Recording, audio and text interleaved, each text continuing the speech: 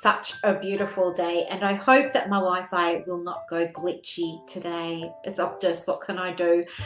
I wanted to share with you something that I really love. Like a little while ago, an old coach that I used to work with, he called me a possibilitarian, and I never forgot it. And it's become, well, I don't like the word label, but it's become something I love to live up to now and really embody that.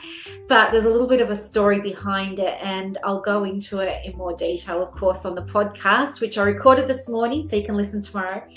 But essentially, what happened was in the past, I used to have quite restrictive thinking. I was very, stuck in my own shadow. I was very afraid of things. I was comparing myself all the time to other people that were in our industry. And I was always thinking, am I good enough? Can I do it? Why is their practice more successful than mine? What am I missing here? What's the secret ingredient? What's going wrong? Why can't, do you know what I mean? Like, it was all that kind of thinking, really. And anyway, it was like with this really simple shift that I will tell you about, so you can do it too if you want to, but it was a really simple shift that got me seeing what was possible. And with that came the realization that not only was I harboring a fear of failure and a belief that I wasn't good enough, and a belief that I wasn't deserving enough, and all those enough things, I also realized that I was holding on to this type of really limited thinking because it was keeping me safe from failing in case I was successful. And, it took me going through this process to realize that that was what was happening for me. So I was really scared of being successful. I was scared of running a practice successfully. I was scared of the responsibility that came with hiring staff. I was scared of money. I was scared of having contracts with people. I was scared of signing a lease. I was scared I couldn't, I was going to get found out for not being, enough. I was going to get found out for not being good enough, and somebody might take my lease away, or somebody might leave my practice or something like that. So I had this, although it was very restrictive thinking, it was a fear of not being enough. Beneath that, there was also these deeper fears.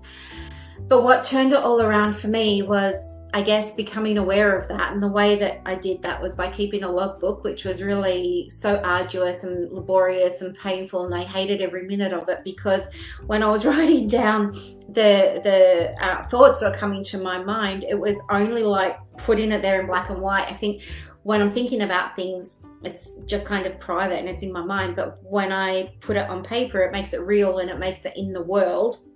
So it was a real struggle. I didn't cope very well with that, but it didn't take me more than a day or two to start to see patterns. And it was by seeing those patterns that I was able to then see what was going on. And then I started to think about, okay, this isn't great.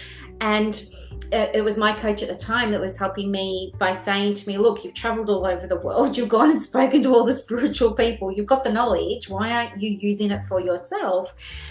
And so, it was really by taking my own medicine, I guess, that I started to think, well, if I want to operate from a soul space, that means that I need to embody, what that looks like. And that's not restrictive and constrictive, that's expansive.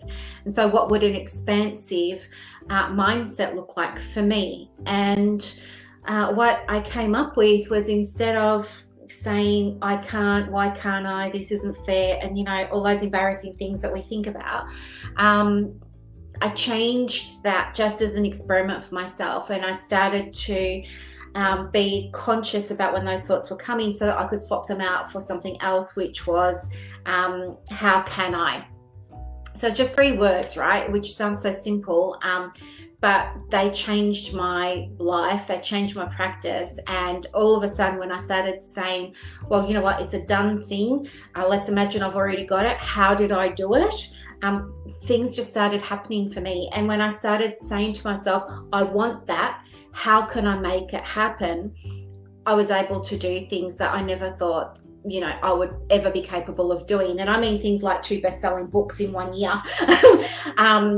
going and being on stage in Hollywood and speaking on TV there, being on Sky News in London and being interviewed about manifesting for business. I mean, I would never have thought that I could have done those things, but it was by saying, I want it, how can I do it? What are the steps? What do I need to do? Thinking that way really opened things up for me.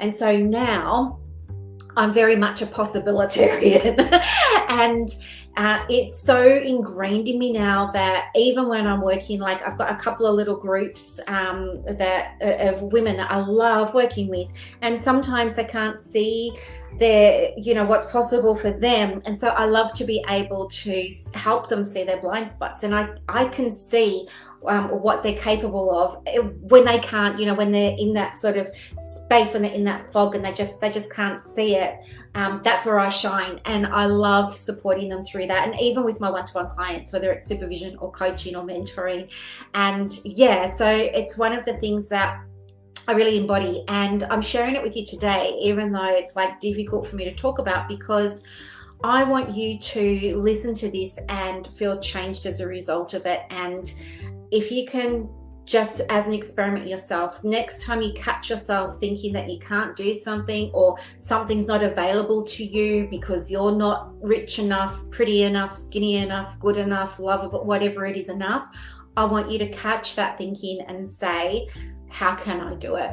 How can I make this happen? And I want you to be a possibilitarian too. So thank you very much for watching. I hope that this helped. Let me know your thoughts, and thank you very much for your support. Bye guys.